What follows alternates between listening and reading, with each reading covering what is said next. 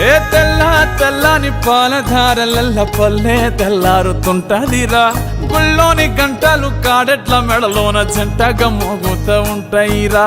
నాగలి భుజాన పెట్టుకుంటే దోస్తులు చెయ్యేసినట్టేరా కొట్టు గోదా పక్కన ఉంటే కొండంత బలగం ఉన్నట్టురా చల్లగాలి మోసుకొచ్చెరా